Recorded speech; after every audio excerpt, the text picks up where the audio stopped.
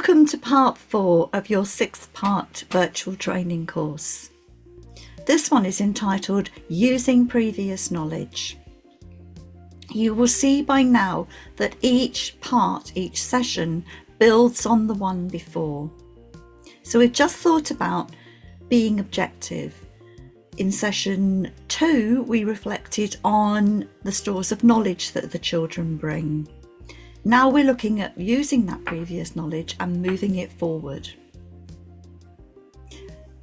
As always, we're using the 3 lenses of what, why and how. And we're also using the 5 filter approach, which we return to at the end of every session. So I'm challenging your expectations, your personal feelings, your outside influences, other people and assumptions. So the aims of today, again, reference your documents, but we're looking at considering how what we've noticed forms a picture that builds into individual developmental journeys. Now, acknowledge the experiences that each child brings to their early education experience. That's when we're being objective. We're not making assumptions. The photographs in this slide are pictures that I took on a walk recently around my area, and I found them quite interesting. The top picture is 2 tower blocks which are identical. They're on the edge of the heath. Now they're identical, but of course if you went inside, every single flat would be different because different people live in them. So you can make a huge assumption about what happens in those tower blocks, but actually you'd be wrong. And you'd have to start being objective and not subjective. So identical on the outside does not mean identical on the inside. And then the bottom photograph is beautiful flowers growing through a path. Now, we're not looking for what a friend of mine calls the cracks in the pavement, the bad things. What we're looking for is the good things, because not everything is 100% bad. There is always something good there. So these 2 photographs are about challenging your assumptions. They're about being objective and really thinking past the immediate picture. So once again, a reminder. We are again remembering the questions that we had in part 1, the what, why and how questions about observations. But I'm moving these forward now we're in part 4 by asking questions like, so what? So what does it matter that our children come from different cultures, different families and different linguistic backgrounds? Remember, they all come with stores of knowledge. So how do we do this then? Well, we need to remember who actually is involved in all of this. I've taken this idea from an author called Liz Brooker, and it's what she calls the caring triangle. Now look at everything that comes into play when we're thinking about that individual child. The family, the enabling adults, and all those things that have to interplay in order to get the best for that child. I particularly like shared principles and transparency, because we are not about making assumptions. We are about understanding the previous knowledge that the child brings to us.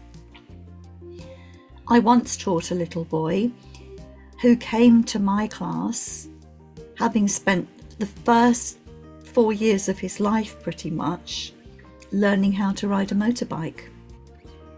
And when we did the home visit, this is the kind of thing that we saw.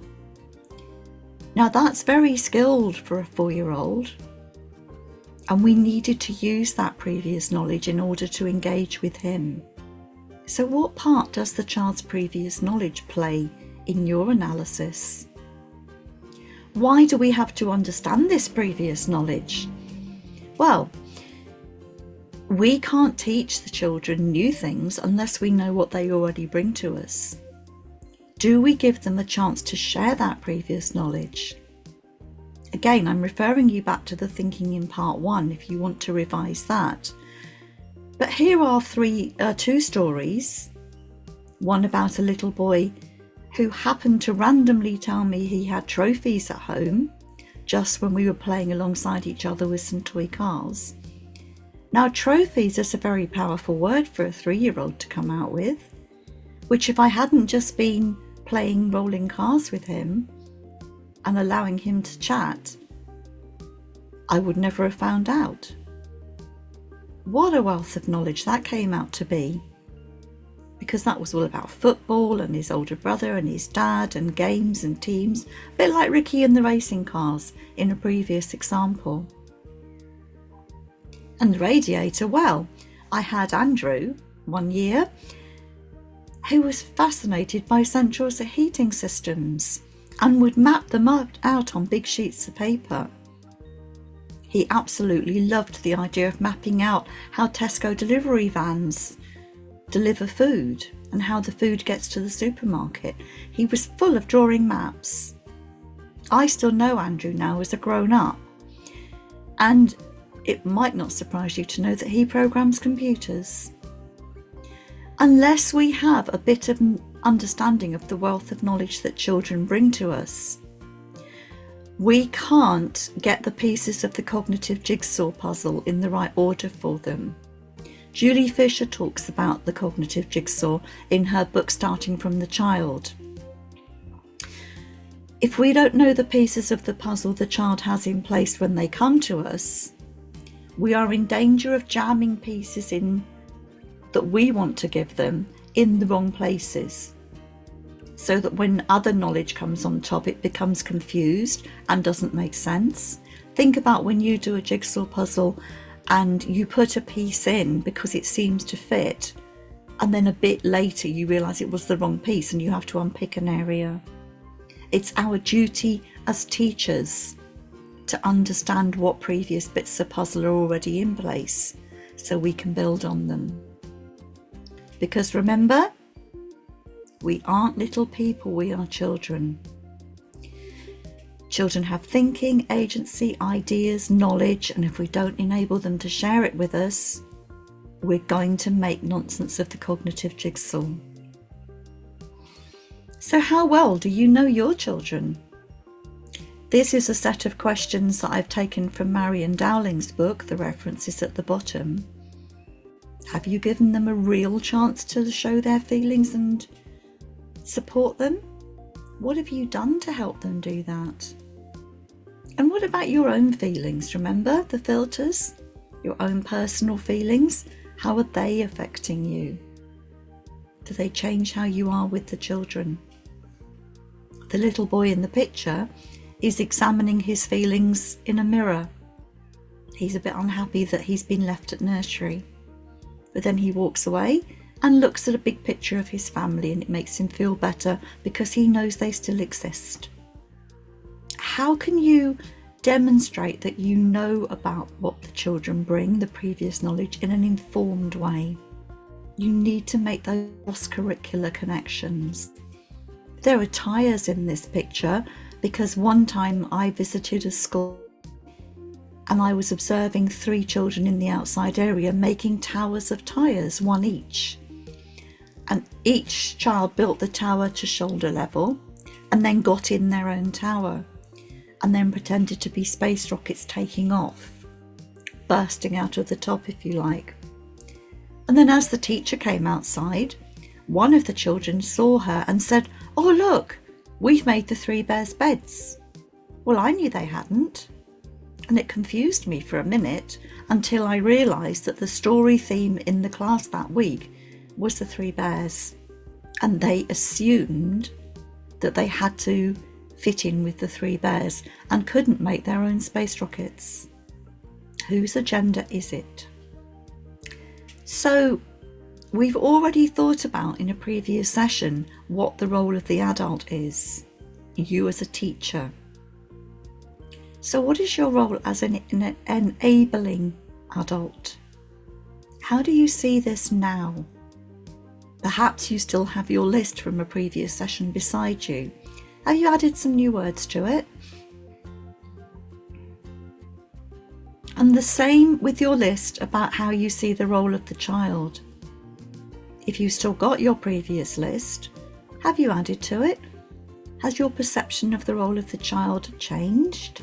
Have you checked reality against assumptions? Another way of doing this is obviously taking the children's interests further. How does this picture make you feel? Some people don't like it because it's looking at popular culture and Spider-Man. But actually, this for me emphasises the joyful approach to learning. One of the children had been to a party where they'd been one of those photo booths, and they very much enjoyed dressing up with their adults and taking silly pictures. So the staff in this setting decided to develop their own photo booth with the children. And they just got some bits of cardboard and they all together made various bits of scenery, and the children brought in costumes and props and all sorts of things. And behind this picture there is another child with an iPad type thing taking photographs, which then got uploaded to an interactive photo screen so the children could see all their pictures going through. Making the best use of a teachable moment. This was so powerful, and it was a joy to watch it happening. Remember that question? So what does it matter that our children come from different cultures, different families and different linguistic backgrounds? If we have a joyful approach and we use teachable moments. Because once again, it's summed up in this diagram, which ends every view part of our sessions. You are those noticing, interacting and listening adults who understand those unique children and help them to put together their cognitive jigsaws in a way that makes sense. So we're moving through now to the review and do parts of session 4. We thought about challenging the 5 filters: the expectations, personal feelings, outside influences, other people and assumptions. We're now looking towards doing case study number 4. So take your time to read case study number 4 about using previous knowledge and reflect on what happens. Then once you've read the case study, look at the reflective questions and use the thinking that we've done so far in 4 sessions.